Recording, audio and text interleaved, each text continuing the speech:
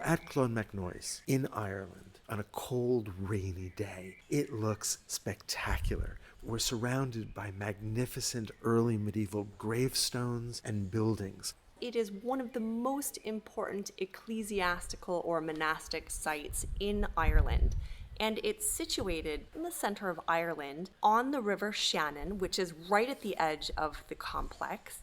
The River Shannon moves from north to south, and then a very important road went east to west. So it really was at the crossroads of trade, at the crossroads of different political boundaries, and it drew tons of people here. Clonmacnoise became wealthy. It attracted extraordinary artistic talent and intellectual talent. It was founded in the 6th century by St. Kieran, an important saint in Ireland's early Christian history. He was a student of some of the most important figures who are now saints, who helped to establish not only Christianity in Ireland, but monasticism more broadly.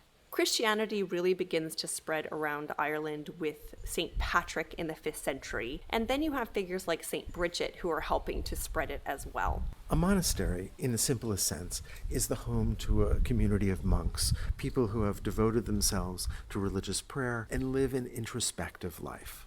And so while we're looking at what remains of the stone buildings and crosses and grave slabs, there were many other buildings made in wood that do not survive. And there was also a vibrant craft economy. There were weavers, stonemasons, metal workers, among many other things. And that is because people were living here who were not monks, but who were creating objects that could have been used by the monastic community or that were engaged in trade, because being here on this important intersection of the river and the road, you had lots of different people coming and going and trading objects. And one of the most important communities of people that would visit were religious pilgrims. And they would come here to venerate both sacred objects and sacred spaces. So here at Clonmacnoise, we have several shrine chapels or temples, most famously the one associated with St. Kieran. It's considered a sacred location that could be associated with physical relics.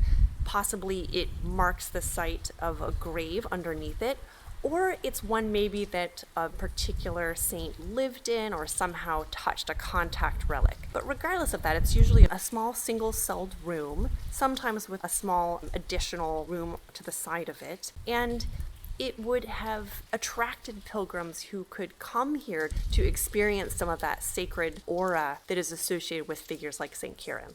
Because Clonmacnoise was located at the edge of two kingdoms, it had important royal patronage. Clonmacnoise is basically right on the dividing line between the lands of Connacht and the lands of Meath, or Meath. Between the 9th and the 11th centuries, the High Kings of Meath were funding much of the building that's happening here. For instance, what is now the cathedral, that had been a smaller church beforehand, was financed by the High King of Meath. And so too were several of the high crosses, these large crosses with relief sculpture, with different narrative scenes or interlace and abstract patterns that would have marked the inner sanctum, the most sacred land of Clonmacnoise. But it wasn't just the kings of Meath.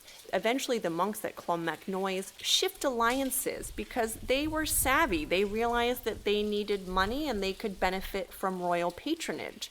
So in the 12th century is when you see the kings of Connacht financing different things here at Clonmacnoise, such as the round tower built in the 12th century, as well as fine metalwork objects.